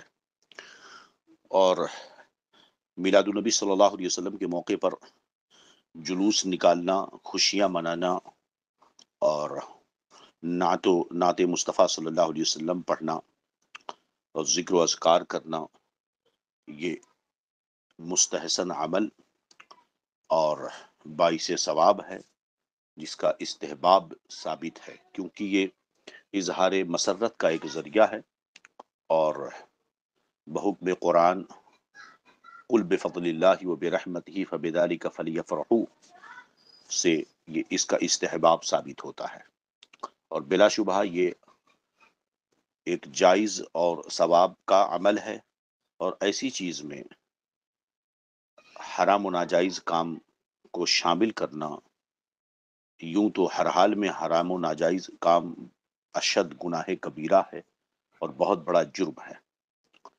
افسوس اس بات کا ہے کہ نبی کریم صلی اللہ علیہ وسلم نے ہمیں یہ تعلیم دی کہ ہم ناچ گانوں باجوں سے، ڈھول تاشوں سے دور رہیں، اور انہی کا میلاد مناتے وقت، انہی کی آمد کی خوشی میں جلوس نکالتے وقت ایک سنی صحیح العقیدہ مسلمان اظہار مسرت کے طور پر آقا دو جہاں صلی اللہ علیہ وسلم کے حکم کی خلاف ورزی کرے، یہ کتنا بڑا جرم ہے، یہ سخت ناجائز و حرام ہے۔ اہل محلہ کو چاہیے کہ اس کا بائیکاٹ کریں، سختی سے اسے روکیں پوری طاقت کے ساتھ، اور علماء کرام ائمہ اعظام کی اوپر ایسی صورت میں بڑی ذمہ داری عائد ہوتی ہے کہ وہ اپنا ہر طریقہ استعمال کریں اس کو روکنے کے لیے۔ تقاریر میں، جمعہ کے خطاب میں نوجوانوں سے مل کر، عمائدین ذمہ داروں کو بلا کر ان کی میٹنگ لیں، نوجوانوں کو بلا کر انہیں سمجھائیں، اور کسی بھی صورت میں جلوس نکالتے وقت اظہار مسرت کے موقع پر ان ناجائز و حرام کاموں کا ارتکاب نہ ہونے دیں، یہ ائمہ کرام کی ذمہ داری ہے۔ بقدر استطاعت حکم ہوتا ہے، اپنی تمام کوششیں وہ اس میں بروئے کار لائیں، اور جتنی طاقت و قوت ہو اتنی طاقت و قوت کی حد تک اسے روکنے کی کوشش کریں، ورنہ اگر خاموش رہے اہل محلہ اور شریک ہوئے اور امام نے بالکل کوئی کوشش نہ کی، جس نے بھی کوشش نہیں کی وہ ضرور گنہگار ہوں گے کہ انہوں نے جلوس کے وقت میلاد النبی کے خوشی کے موقع پر، اظہار مسرت کے موقع پر ناجائز و حرام کاموں کو نہیں روکا، جو ان کی ذمہ داری ہے کہ اس امت کی شان ہے تأمرون بالمعروف وتنہون عن المنکر، نیکی کا حکم دینا اور بری چیزوں سے روکنا۔ لہذا ائمہ کرام اور اہل محلہ سب پر لازم ہے کہ ان چیزوں سے لوگوں کو روکیں۔ ھذا معینی واللہ اعلم بالصواب۔ السلام علیکم ورحمۃ اللہ وبرکاتہ۔ علی جناب عبد الجبار صاحب، السلام علیکم ورحمۃ اللہ وبرکاتہ۔ ہم آپ کے شکر گزار ہیں کہ آپ نے ہمیں مرکز ضیاء السنہ گروپ پر اڑیسہ بالاسور سے یاد کیا، اللہ آپ کو جزائے خیر عطا فرمائے۔ فقیر قادری گدائے نظامی بدر الدین احمد خان رضوی مصباحی آپ سے مخاطب ہے۔ آپ نے ہم سے پوچھا ہے کہ میلاد النبی صلی اللہ علیہ وسلم منانے کا طریقہ بیان فرما دیں۔ جناب محترم، یہ تو زندگی جو ہے ذکر مصطفیٰ ہی کے لیے ہے، اللہ اس کے رسول کے ذکر ہی کے لیے ہے، اور مصطفیٰ جان رحمت صلی اللہ علیہ وسلم کا ذکر یہ اللہ ہی کا ذکر ہے۔ لہذا میلاد النبی منانے کا طریقہ یہی ہے کہ شرعی دائرے میں منایا جائے۔ جلوس جو نکالا جاتا ہے میلاد النبی کے موقع پر اظہار مسرت کے لیے، اس میں ناجائز و حرام کاموں کا ارتکاب نہ ہو، عورتیں شریک نہ ہوں، نوجوان جوان بوڑھے بچے جو شریک ہوں لباس بہتر پہنیں، اور جلوس میں اوباش لوگوں کا طریقہ، ٹپوریوں اور گنڈوں کا طریقہ نہ اپنائیں، یا جاہلانہ طریقے کو ہرگز اپنائیں نہ۔ نعرہ لگائیں، اور یہ طرح جلوس کا جس میں ڈی جے وغیرہ، مزامیر، میوزک وغیرہ ہرگز استعمال نہ کریں۔ ادب کے ساتھ جلوس نکالیں، ادب کے ساتھ جائیں۔ یہ یاد رکھیں کہ آپ کسی اور کا نہیں، اس پیغمبر دو جہاں صلی اللہ علیہ وسلم کا، اس رسول معظم کا کی آمد پر اظہار مسرت کر رہے ہیں، جس کے خاطر رب نے پوری کائنات بنائی ہے، جس کی رضا اللہ عز و جل چاہتا ہے، جس نے ہمیں انسانیت کا سلیقہ سکھایا ہے، جس نے ہمیں حلال کو حلال اور حرام کو حرام ہونا بتایا ہے، جس نے ہمیں یہ بتایا کہ کیا چیز حلال ہے کیا چیز حرام ہے۔ لہذا اس کی آمد پر اظہار مسرت کے وقت ناجائز و حرام کاموں کا ارتکاب نہ کریں، جن سے رسول اللہ صلی اللہ علیہ وسلم نے ہمیں منع فرمایا ہے۔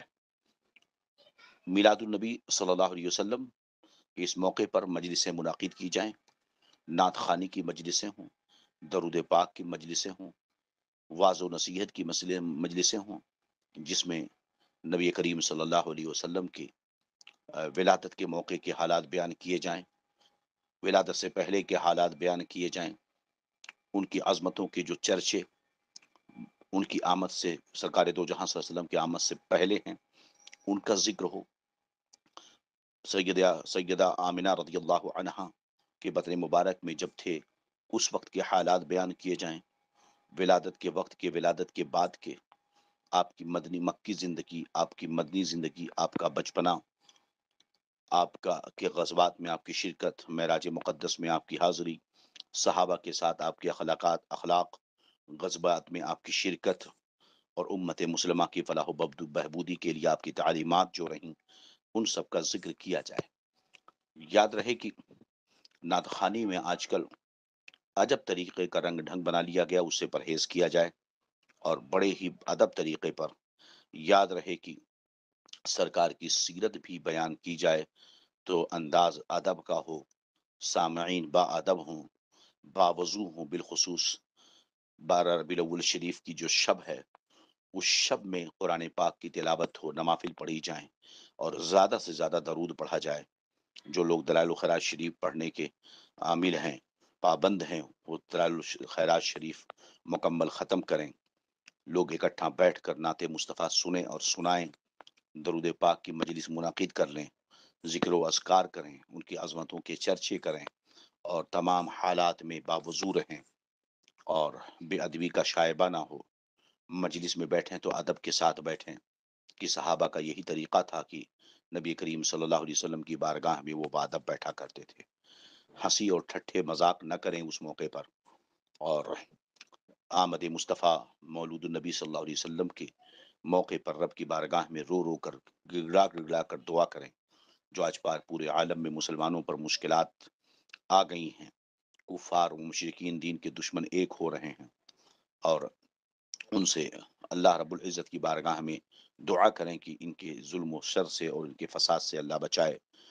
अपने लिए दुआ करें, अपनी अहल व अयाल के लिए, ईमान व अक़ीदे पर तहफ़्फ़ुज़ के लिए दुआएं करें और सरकार की अज़मत व शान इस कदर है कि जिंदगियां ख़त्म हो जाएं तो ना बयान कर सकें, ख़त्म ना हो सके उनका जिक्र, उनका चर्चा। इसलिए मौजू मन गढ़ंत रवायतें और गैर मोतबर किताबों से रवायतें ना बयान करके मोतबर किताबों से रवायतें, अहादीस तैयबा और मोतबर कुतुब से सरकार की अज़मत व शान को बयान किया जाए।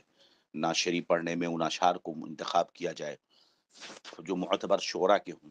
बिलखुसूस सरकार सय्यदी आला हज़रत इमाम इश्क मोहब्बत मुजद्दिद आलम आज़म रज़ियल्लाहु अन्हु का हो, हुज़ूर मुफ्ती आज़म हिंद का हो, हुज़ूर ताज शरीआ का हो, है ना, अल्लामा हसन रज़ा खान अलैहि रहमा का हो और दीगर जो शोराए अहले सुन्नत हैं उनका हो,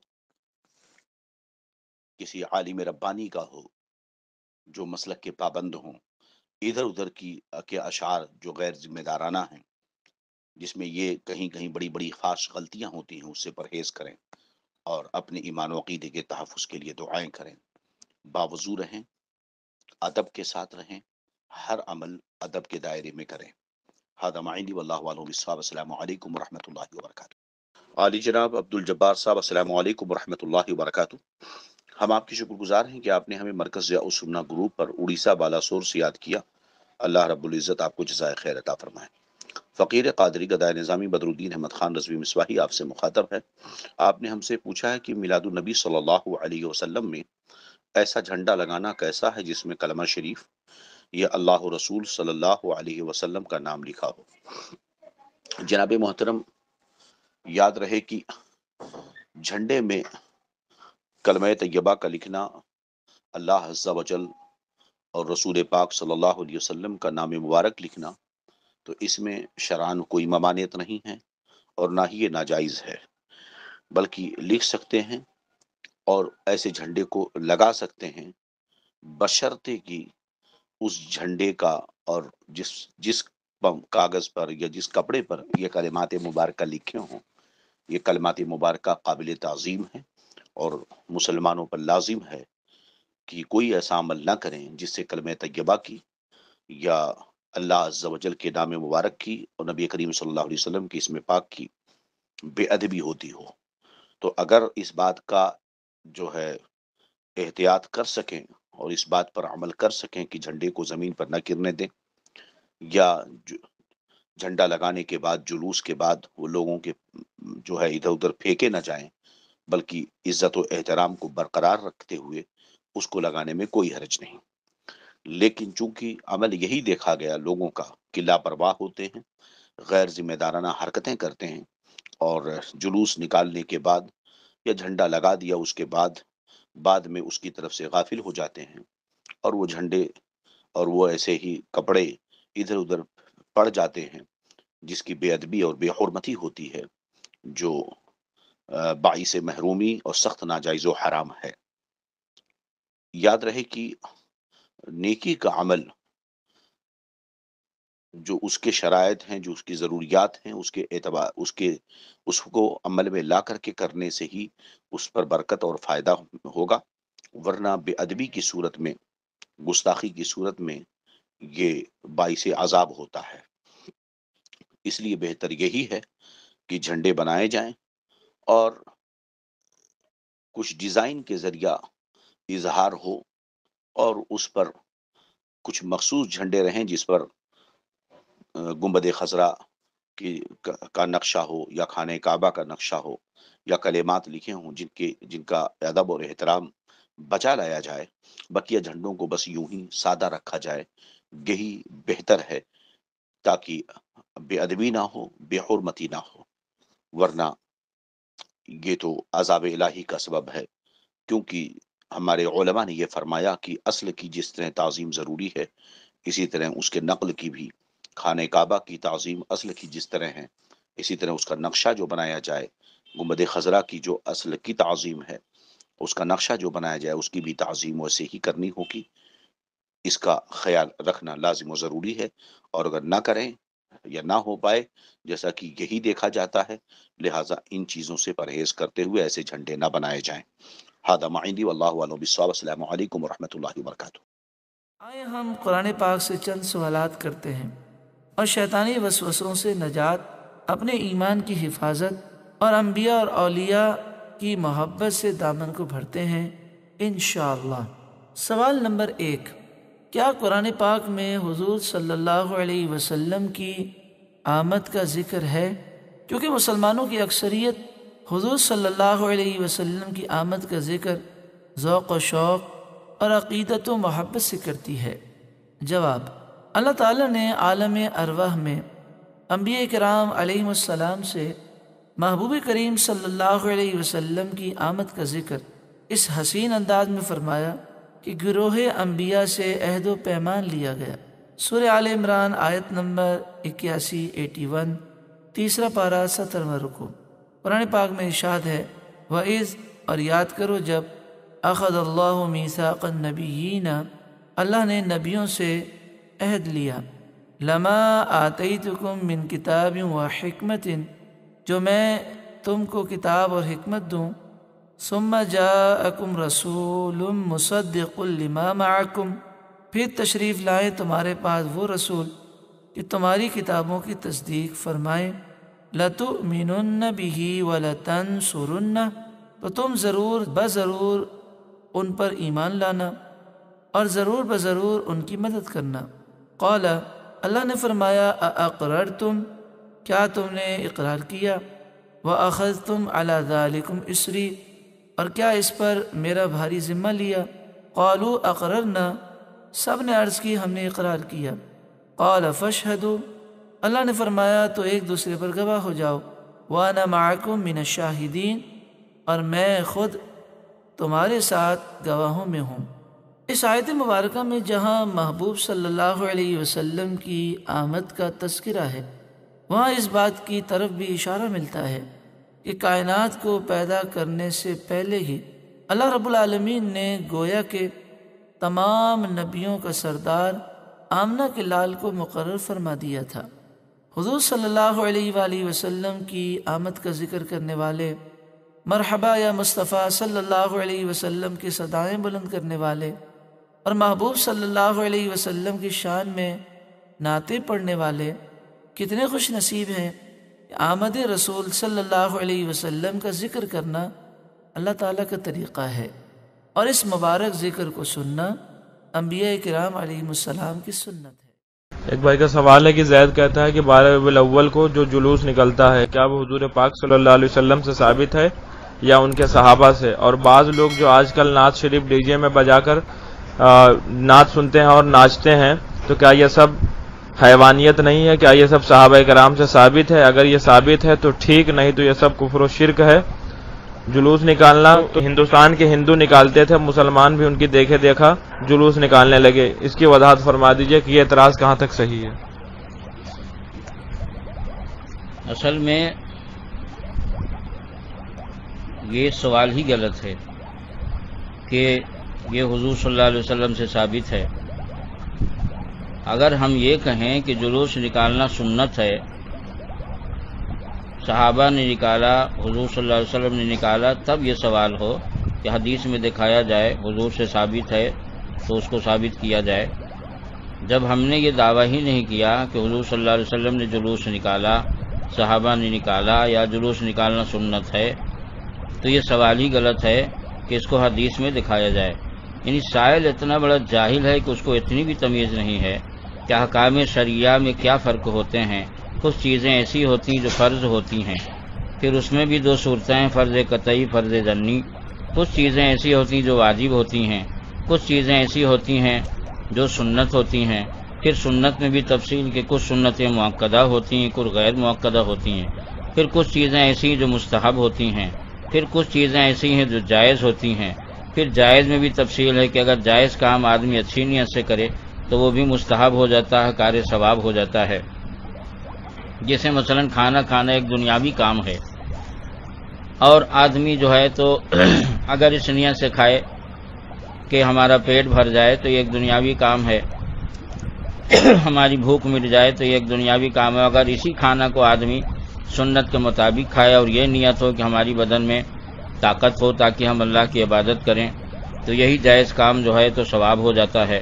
تو احکام شریعہ کی تفصیل ہے، ہر چیز کو شرک اور کفر کا فتویٰ دینا یہ اس بات کی دلیل ہے کہ سوال کرنے والوں کو اتنا بھی نہیں معلوم ہے کہ احکام شریعہ کے کیا درجے ہیں، احکام شریعہ کی کتنی قسمیں ہیں، جبکہ احکام شریعہ کو خود علماء دیوبند نے بھی اپنی چھوٹی چھوٹی کتابوں میں بیان کر دیا ہے۔ مولوی خالد سیف اللہ رحمانی جو آج کل دیوبندیوں کے بہت بڑے رہنما مانے جاتے ہیں، انہوں نے بھی اردو زبان میں ایک پتلی سی کتاب لکھی ہے جس کا نام آسان اصول فقہ، اس میں بھی ان احکام شریعہ کو بیان کر دیا ہے۔ اگر سائل اسی کو دیکھ لیا ہوتا تو اپنی جہالت کو اجاگر نہ کرتا۔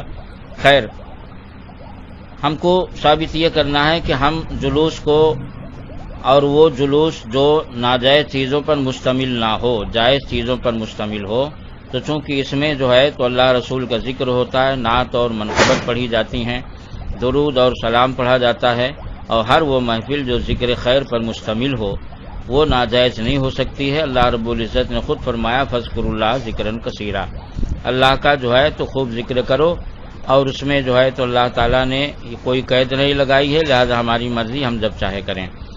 تو جائز چیز پر جو جلوس یا محفل مشتمل ہو اور ذکر خیر پر مشتمل ہو تو اس کو ناجائز و حرام نہیں کہا جا سکتا، چاہے جائے کہ کفر شرک کہا جائے۔ یہ بھوت تو خارجیوں کا ہے کہ جو خارجی جس چیز کو دیکھتے ہیں اور اس کو جو ہے تو ناجائز و حرام کہتے ہیں۔ علامہ شامی رحمۃ اللہ علیہ نے شامی شریف میں اسی لیے فرمایا کہ یہ وہابی جو ہے تو خارجی ہیں، اور خارجیوں کی طرح جو ہے دوسروں کو یہ کافر اور مشرک کہتے ہیں۔ وہی بلا آج تک چلی آ رہی خارجیوں کی، یا اگرچہ اپنا نام بدل لیں مگر یہ وہابی دیوبندی تبلیغی یہ سب خارجی ہی کی شاخ ہیں۔ جس طرح خارجی جو ہے تو چھوٹی چھوٹی باتوں پر، جائز کام پر بھی جو ان کے نفس کے خلاف ہو اس کو کافر اور مشرک قرار دیتے تھے، مگر تعجب اس پر ہے کہ دیوبندی وہابی تبلیغی مسلمانوں کو مشرک اور کافر بھی کہتے ہیں، پھر ان کے ہاں شادی بھی کرتا ہے۔ اب ان سے کون پوچھے کہ کیا کافر کے ساتھ شادی کرنا جائز ہے، نکاح ہو جاتا ہے؟ سنیوں کو مشرک بھی کہتے ہیں، پھر ان کے پیچھے نماز بھی پڑھتے ہیں۔ ان سے پوچھا جائے کہ کیا مشرک کو امام بنانا جائز ہے؟ سنی کو مشرک بھی کہتے ہیں، پھر ان کا ذبیحہ بھی کھاتے ہیں۔ اب ان سے پوچھا جائے کہ کیا مشرک کا ذبیحہ کھانا جائز ہے؟ اور صحابہ نے جو ہے تو مشرک کا ذبیحہ کھایا، حضور صلی اللہ علیہ وسلم نے کھایا، ہم بھی تو پلٹ سکتے ہیں جواب. تو سوائے اس کے اور کچھ ان کو نہیں کہ یہ دم دبا کے گھر میں گھس جائیں گے. مگر ہمارے سامنے جو سوال ہے پہلے ہم اس کا جواب دیں کہ ان دیوبندیوں وہابیوں کے ہاں سب سے بڑی دلیل جو ہے تو اللہ والوں کی محفلوں کو ناجائز قرار دینے کی یہ ہے کہ اس کو صحابہ نے نہیں کیا، حضور نے نہیں کیا. حالانکہ حضور صلی اللہ علیہ وسلم صحابہ دونوں نے قیامت تک کے لیے یہ اصول بنا دیا ہے کہ جائز چیز کیا ہے اور ناجائز چیز کیا ہے. جو جائز کے دائرے اور اصول میں آئے گا وہ جائز ہوگی، جو ناجائز کے دائرے اصول میں آئے گا وہ ناجائز ہوگی. انہیں اصول میں سے ایک اصول یہ بھی ہے کہ بدعات کی دو قسمیں ہیں. بدعات ایک حسنہ یعنی اچھی بدعات ہوتی ہے اور ایک بدعات سیئہ یعنی بری بدعات ہوتی ہے.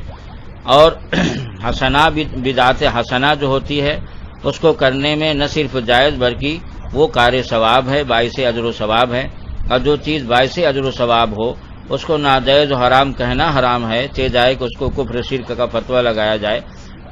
اور باعث اجر و ثواب جو چیزیں ہیں ان کو حرام اور ناجائز کہنا تو یہ دیوبندی وہابی اور خارجیوں ہی کا کام ہو سکتا ہے کہ ان کی ایک پہچان یہ بھی ہے کہ جائز چیز کو کفر شرک کہیں. ہم نے جو دعویٰ کیا کہ بدعات کی دو قسمیں ہوتی ہیں، ایک اچھی بدعت جو باعث اجر و ثواب ہوتی ہے، ایک بری بدعت جو ناجائز و حرام ہوتی ہے. ہمارے اس دعویٰ پر آپ قرآن و حدیث سے دلائل ملاحظہ فرمائیں. قرآن پاک میں ہے وَرَهْبَانِيَةً ابْتَدَعُوهَا مَا كَتَبْنَاهَا عَلَيْهِمْ إِلَّا ابْتِغَاءَ رِضْوَانِ اللَّهِ فَمَا رَعَوْهَا حَقَّ رِعَايَتِهَا فَآتَيْنَا الَّذِينَ آمَنُوا مِنْهُمْ أَجْرَهُمْ وَكَثِيرٌ مِنْهُمْ فَاسِقُونَ. پارہ نمبر 27 سورہ حدید آیت نمبر 27. ترجمہ اس کا یہ ہے کہ راہب بننا تو یہ بدعت ان لوگوں نے اپنے سے ایجاد کی. یہاں دیکھیے آیت میں بدعت کا بیان ہے.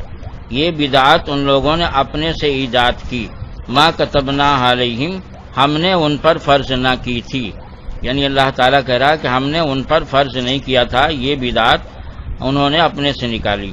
الا ابتغاء رضوان اللہ مگر یہ بدعت انہوں نے اللہ کی رضا کے لیے نکالی. فما رعوها حق رعایتها مگر انہوں نے اس کا حق ادا نہ کر سکے جیسا کہ اس کی حق ادا کرنے اور اس کی رعایت کا حق تھا. فآتینا الذین آمنوا منہم اجرہم وکثیر منہم فاسقون. تو جن لوگوں نے اس بدعت حسنہ کو جو اللہ کی رضا کے لیے نکالا تھا انہوں نے، تو جن لوگوں نے اس کو نبھایا، اس پر عمل کیا، تو ہم نے اس کا انہیں ثواب اجر و ثواب دیا. اور ان میں بہتیرے نافرمان تھے. اب اس آیت پر آپ غور کریں کہ تو اس آیت میں بدعات کی تعریف، بدعات کی تقسیم، بدعات کا حکم سب کچھ موجود ہے. مثال کے طور پر آپ پہلا لفظ ہے رہبانیت. رہبانیت کا مطلب ہے کہ شریعت عیسوی میں کچھ لوگ جو ہے تو وہ دنیا سے الگ تھلگ ہو کر گرجوں میں اور عبادت خانوں میں جا کے خلوت نشین ہو جاتے اور اللہ کی عبادت ریاضت کرتے، لیکن اللہ تعالیٰ نے خلوت نشین ہونے کا حکم نہیں دیا تھا. اور اس کے بعد اللہ تعالیٰ فرماتا ہے کہ ابتدعوها اس بدعات کو انہوں نے اپنی طرف سے ایجاد کیا. اس سے بدعات کی تعریف معلوم ہو گئی کہ جس کام کا حکم اللہ رسول نہ دیں، آدمی اپنی طرف سے اس کو ایجاد کرے، وہ بدعت ہے. کیونکہ آگے ہے ما کتبناہا علیہم ہم نے ان پر فرض نہیں کیا تھا، ہم نے اس کا حکم انہیں نہیں دیا تھا. معلوم ہوا کہ اللہ رسول کی طرف سے جس چیز کا حکم نہ دیا جائے اس کو آدمی اپنی طرف سے ایجاد کرے تو جو ہے تو وہ بدعت ہے. اب اس بدعت کی اللہ تعالیٰ نے خود ہی تقسیم کر دیا کہ الا ابتغاء رضوان اللہ مگر یہ بدعت وہ نہیں ہے جو بری ہو، بلکہ یہ بدعت وہ ہے جس کو انہوں نے اللہ کی رضا کے لیے ایجاد کیا تھا. اس سے صاف ظاہر ہے کہ بدعت کی دو قسم اللہ تعالیٰ نے خود ہی کر دیا. ایک بدعت وہ ہے جو اللہ کی رضا کے لیے ایجاد کی جائے، یعنی اگرچہ اللہ رسول نے حکم نہیں دیا مگر جائز اور اچھی چیزوں پر مشتمل ہو کہ خلوت نشین ہو کر اللہ کی عبادت کرنا. اگرچہ اللہ رسول نے اس کا حکم نہیں دیا تھا مگر یہ چیز چونکہ اپنی ذات کے اعتبار سے اچھی تھی، اس لیے اللہ تعالیٰ اس کی تعریف کر رہا کہ یہ بدعت انہوں نے اللہ کی رضا کے لیے ایجاد کی. فما رعوها حق رعایتها تو اس کی رعایت کا جیسا کہ حق تھا انہوں نے اس کو نہ نبھایا. اس میں اللہ رب العزت نے اس بات کی شکایت کی کہ ان کو بدعات حسنہ جو اللہ کی رضا کے لیے انہوں نے ایجاد کیا تھا ان کو نبھانا چاہیے تھا، مگر اس کے باوجود وہ نہیں نبھائے۔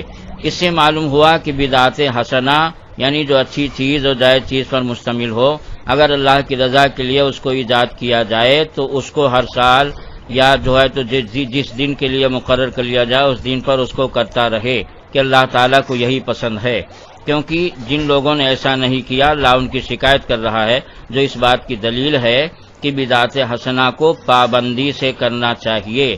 بدعات حسنہ کو پابندی سے کرنا اللہ کو پسند ہے، اگر پسند نہ ہوتا تو اللہ تعالیٰ شکایت نہ کرتا۔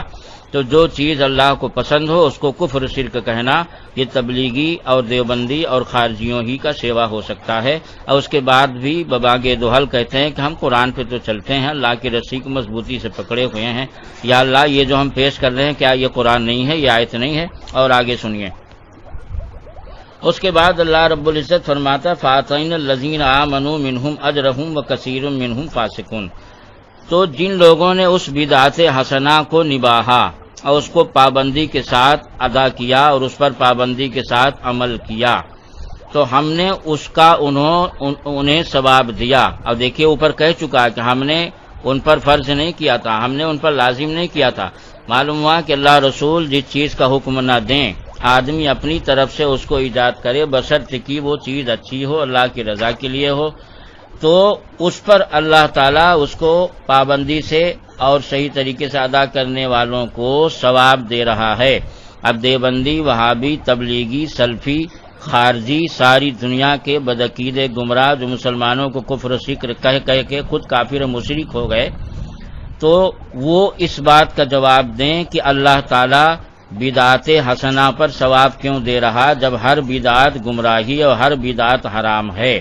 تو یہ بدعات کی دو قسم کیسے ہو گئی؟ اور خود اللہ تعالیٰ اس رہبانیت کو بدعت کہہ رہا اور پھر خود ہی جو ہے اس پر ثواب بھی دے رہا۔ کیا حرام چیز پر اللہ تعالیٰ ثواب دے کر معاذ اللہ تعالیٰ بھی کافر و مشرک ہو گیا؟ اور دیوبندی اور تبلیغی کیا بدعات حسنہ پر ثواب دینے کی وجہ سے اب اللہ تعالیٰ پر بھی کفر شرک کا فتویٰ لگائیں گے؟ اسی لیے میرے آقا نعمت اعلی حضرت امام اہل سنت علیہ رحمہ فرماتے ہیں شرک ٹھہرے جس میں تعظیم رسول، اس برے مذہب پہ لعنت کیجئے۔ آپ نے سوال کیا، میں نے جواب دیا، ورنہ یہ تو ایسے مذہب والے ہیں کہ ان کے مذہب پہ لعنت کے سوا اور کیا کریں گے۔ اور سنیے آگے اللہ تعالیٰ فرماتا وَكَثِيرٌ مِّنْهُمْ فَاسِقُونَ، اور ان میں بہتیرے نافرمان اور فاسق ہیں۔ مطلب یہ ہے کہ جو اس بدعت حسنہ کو شریعت کے مطابق نہ نبھا سکے، بلکہ اس میں الٹا سیدھا کام، مطلب یہ ہے کہ وہ گئے تھے عبادت کرنے کے لیے مگر اس کو چھوڑ کر اور غلط کام کرنے لگے، تو بدعت حسنہ کو بدعت سیئہ بری بدعت بنا دیا، تو لہذا جو ہے ان کو اللہ تعالیٰ نافرمان کہہ رہا ہے، ان کو جو ہے تو بدکار کہہ رہا ہے۔ معلوم ہوا بدعت حسنہ کا عمل کرنے والا، بدعت حسنہ پر چلنے والا، اس کی پابندی کرنے والا، اختیار کرنے والا ثواب پاتا ہے، اجر و ثواب کا مستحق ہے، اور کفر و شرک پر ثواب نہیں ملتا۔ اگر بدعت حسنہ پر عمل کرنا کفر و شرک ہوتا تو اللہ تعالیٰ ثواب کی بشارت نہ دیتا، اور بدعت سیئہ کو کرنے والوں کو اللہ تعالیٰ فاسق کہہ رہا ہے، بدکار کہہ رہا ہے، نافرمان کہہ رہا ہے۔ معلوم ہوا کہ اس آیت کریمہ سے بدعت کی تعریف، بدعت کی تقسیم، بدعت کے احکام سب کچھ معلوم ہو گئے۔ اور مزید جو ہے تفصیل کے لیے ہم اور بھی کچھ آیتیں جو ہے جائز ناجائز کے اصول پر پیش کیے دیتے ہیں قرآن پاک میں۔ وَقَدْ فَصَّلَ لَكُم مَّا حَرَّمَ عَلَيْكُمْ، پارہ نمبر 8 سورہ انعام،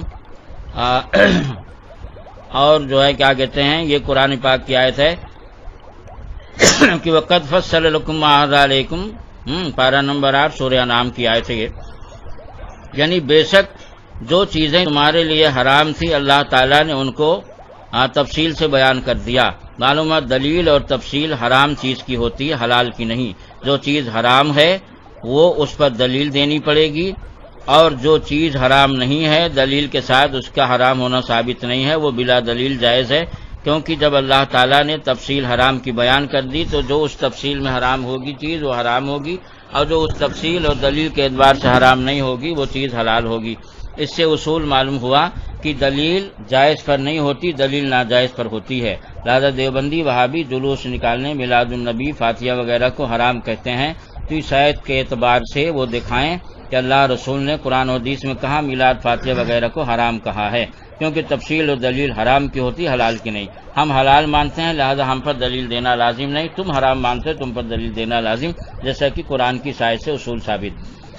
اور قرآن کی ایک آیت اور سنیے، قیامت تک کے لیے اللہ تعالیٰ نے یہ اصول بیان کر دیا ہے، اور قرآن پاک میں حدیث میں یہ بھی سن لیجئے، کہیں بھی یہ بیان نہیں کیا گیا ہے کہ جس چیز کو صحابہ نے کیا ہو اس کو کرو، جس کو نہ کیا ہو اس کو کرنا حرام ہے، شرک ہے، کفر ہے۔ یہ دیوبندی وہابی اپنے پیٹ سے اصول بنائے ہیں، اگر اس اصول پر وہ دلیل دیں تو ان کو منہ مانگا انعام دیا جائے گا۔ جائز اور ناجائز کا اصول کیا ہے، کون سی چیز جائز ہے کون سی ناجائز ہے، تو جیسا کہ اوپر میں نے آیت پڑھا تھا اسی سے ملتا جلتا مفہوم اس آیت کا بھی ہے۔ تو دیکھیے قرآن پاک میں ہے یحل لہم الطیبات ویحرم علیہم الخبائث، یہ آیت پارہ نمبر 9 سورہ اعراف اور آیت نمبر 157 پر ہے کہ اللہ تعالیٰ فرماتا اور یہ رسول اچھی چیزوں کو حلال کرتا ہے اور خبیث اور بری چیزوں کو حرام کرتا ہے۔ معلوم ہوا کہ اصول یہ نہیں ہے کہ جس چیز کو صحابہ نے کیا اس کو کرنا جائز ہے، جس چیز کو صحابہ نے کیا اس کو کرنا حرام ہے، ہاں، یا یہ کہ جو چیز صحابہ کے دور میں کی جاتی تھی یا چیزیں پائی جاتی تھیں وہ جائز ہیں، اور جو چیزیں صحابہ کے دور میں نہیں تھی وہ حرام ہے، ورنہ پھر ہم کہہ سکتے ہیں کہ وہابی صحابہ کے دور میں نہیں تھے، یہ حرام ہے۔ دارالعلوم دیوبند صحابہ کے دور میں نہیں تھا، اس کو پھاوڑا اٹھاؤ گرا دو، کداڑا اٹھاؤ توڑ کے رکھ دو، اور جو ہے تو کیا کہتے ہیں یہ مسجدیں جو تمہاری ایئر کنڈیشن اور جو ہے تو خوبصورت بنی ہوئی ہیں، یہ مدرسے جو بنے ہوئے ہیں، یہ جو تم جو ہے تو پیٹ کو پالنے کے لیے اجتماع کرتے ہو، چندہ کرتے ہو، سیرت النبی کا جلسہ کرتے ہو، اور جو ہے تو کیا کہتے ہیں دستار بندی کا جلسہ کرتے ہو، یہ سب صحابہ کے دور میں نہیں تھا، یہ سب حرام ہو جائے گا۔ تو جو ہے کیا کہتے ہیں اس آیت میں اللہ تعالیٰ نے فرمایا کہ یہ رسول پاکیزہ اور اچھی چیزوں کو حلال قرار دیتے ہیں اور خبیث اور بری چیزوں کا حرام۔ معلوم ہوا کہ سرکار صلی اللہ علیہ وسلم کے بعد قیامت تک اب یہ نہیں دیکھا جائے گا کہ صحابہ کے دور میں کون سی چیز ہوتی تھی یا نہیں ہوتی تھی، بلکہ یہ دیکھا جائے گا کہ جو چیز ہم کر رہے ہیں وہ اپنی ذات کے اعتبار سے اچھی ہے یا بری۔ اگر وہ اپنے ذات کے اعتبار سے اچھی ہے تو جائز ہے، اور اپنے ذات کے اعتبار سے بری ہے تو حرام ہے۔ اس آیت میں یہ نہیں فرمایا گیا کہ جو صحابہ کریں وہی جائز ہے، جو نہ کریں وہ ناجائز ہے۔ یہ وہابیوں کا خود ساختہ قانون ہے، انہوں نے اپنے پیٹ سے بنایا ہے تاکہ جو ہم حضور صلی اللہ علیہ وسلم کی توہین کرنے کا ہمیں موقع ملے۔ ایک آیت اور سن لیجئے قرآن پاک میں فمن تطوع خیرا فہو خیر اللہ، تو جس نے اپنی مرضی سے کوئی اچھا کام کیا تو یہ اس کے لیے بہتر ہے۔ ہاں، پارہ نمبر 2 سورہ بقرہ آیت نمبر 184 پر یہ آیت مل جائے گی۔ اس آیت میں بھی ہے کہ جس چیز کو آدمی اپنی خوشی سے کرے، ہاں، کوئی اچھا کام آدمی اپنی خوشی سے کرے تو فہو خیر اللہ، تو یہ اس کے لیے بہتر ہے۔ اس میں یہ کہاں ہے کہ بھائی صحابہ نے کیا، حضور نے کیا، جب اللہ تعالیٰ خود ہی کہہ رہا اور اللہ تعالیٰ ظاہر اس آیت کو اپنے محبوب کے سینے پر اتارا اور محبوب نے اس کو تسلیم کیا اور پھر صحابہ کو سنایا، تو اب جو ہے معلوم ہوا کہ صحابہ کا اور سرکار کا بھی یہی عمل تھا کہ جو چیز اپنی ذات کے اعتبار سے اچھی ہو، اللہ رسول نے کہا ہو اس کو کرنے کے لیے تب بھی جائز، اور نہ کہا ہو تب بھی جائز۔ یہ اصول تو نہیں ہے کہ صحابہ نے کیا تو جائز ورنہ کفر و شرک۔ اگر یہ ہے اصول تو بتاؤ اس آیت کا کیا جواب ہے؟ قرآن میں صاف صاف فمن تطوع خیرا فہو خیر اللہ، جو چیز اچھی ہے بہتر ہے اپنی ذات کے اعتبار سے اور کسی نے اپنی مرضی سے کیا یعنی اللہ رسول کے کہے بغیر تو فہو خیر اللہ، یہ اس کے لیے بدعت نہیں، شرک نہیں، حرام نہیں، بلکہ اس کے لیے بہتر ہے۔ اتنی آیتیں میں نے پیش کر دیا ہے، مگر جس کے دل پر اللہ نے مہر لگا دیا ہو تو اس کو ہم کیا کر سکتے ہیں، اس کو کیسے سمجھا سکتے ہیں؟ اسی لیے میں نے جو ہے تو پارہ اور سورہ کا نام اور آیت نمبر تک بتا دیا ہے۔ اور سنیے حدیث شریف میں رسول اکرم صلی اللہ علیہ وسلم فرماتے ہیں کہ من سنّا فی الاسلام سنتن حسنتن فلہ اجرھا من سنّا فی الاسلام سنتن حسنتن فعمل بها بعده كتب له مثل اجر من عمل بها ولا ينقص من اجورهم شيء ومن سن في الاسلام سنة سيئة فعمل بها بعده كتب عليه مثل وزر من عمل بها ولا ينقص من اوزارهم شيء۔ مسلم شریف جلد 2 صفحہ نمبر 341 سطر نمبر 6-7 پر یہ حدیث شریف ہے۔ جس کا مطلب یہ ہے کہ اللہ کے رسول صلی اللہ علیہ وسلم نے فرمایا کہ جس نے اسلام میں کوئی اچھا طریقہ، کوئی اچھی چیز ایجاد کی اور اس کے بعد اس پر عمل ہوتا رہا تو اللہ تعالیٰ عمل کرنے والوں کے برابر ایجاد کرنے والوں کو تنہا ثواب دے گا، اور جو ہے تو ولا ينقص من اجورہم شیء، اور وہ جو عمل کرنے والے ہیں ان کے ثواب میں سے کچھ کمی بھی نہ کی جائے گی۔ اور سرکار فرماتے ہیں کہ جس نے کوئی اسلام میں برا طریقہ ایجاد کیا، برا طریقہ ایجاد کیا، برا طریقے سے کیا مراد ہے؟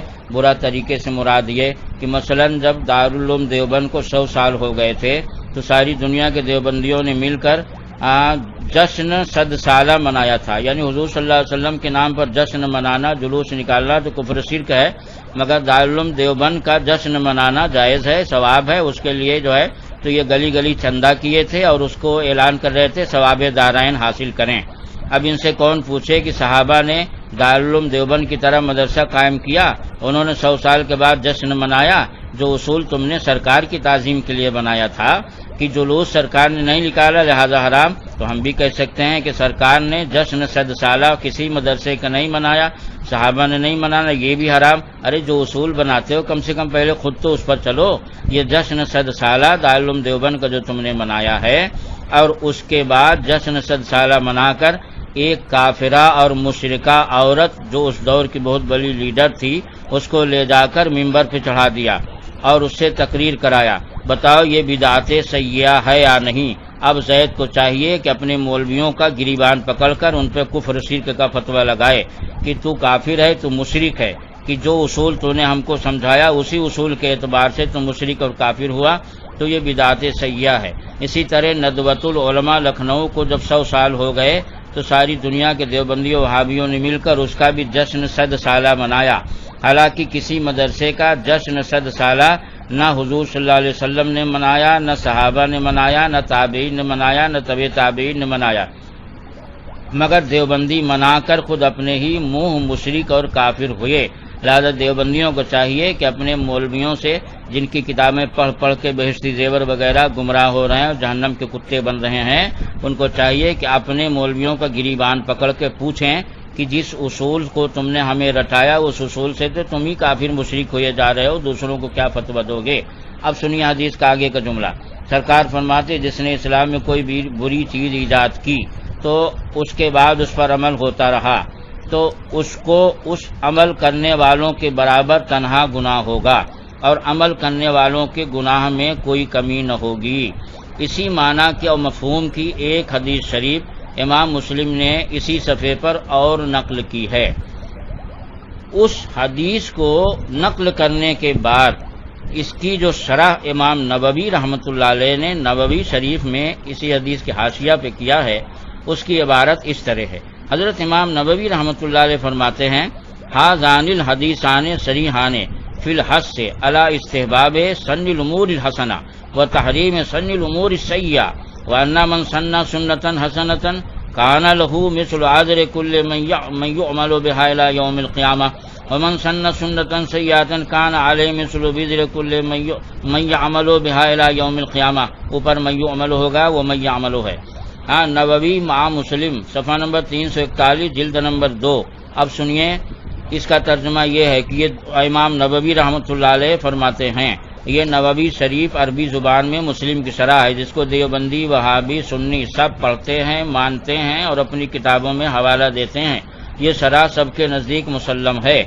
انہوں نے اس حدیث کی شرح یہ کی ہے کہ یہ دونوں حدیثیں اس بات پر صراحتاً دلالت کرتی ہیں کہ اچھی چیز کو ایجاد کرنا مستحب ہے، اور اس بات پر صراحتاً دلالت کرتی ہیں کہ بری چیز کو اسلام میں ایجاد کرنا برا اور حرام ہے، اور جو ہے جس نے اچھی چیز ایجاد کی اس کو عمل کرنے والوں کے برابر قیامت تک ثواب ملتا رہے گا، اور یہ کہ جس نے بری چیز ایجاد کی اس کو عمل کرنے والوں کے برابر قیامت تک گناہ ہوتا رہے گا۔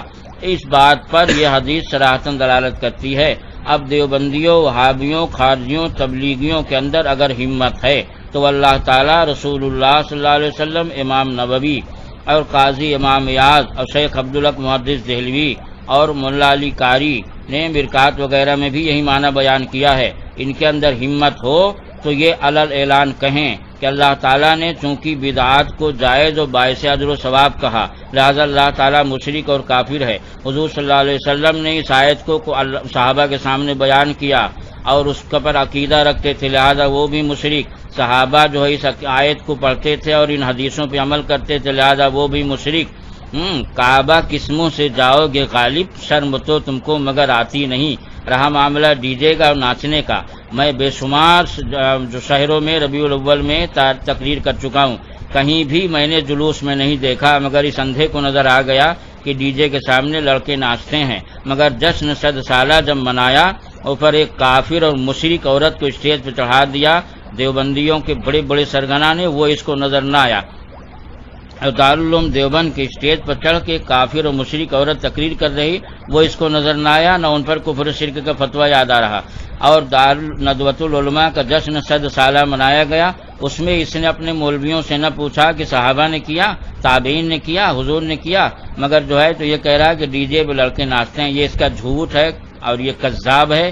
کیوں؟ اس لیے کہ قرآن پاک میں ہے ان المنافقین لکاذبون، بے شک منافق ضرور جھوٹے ہوتے ہیں۔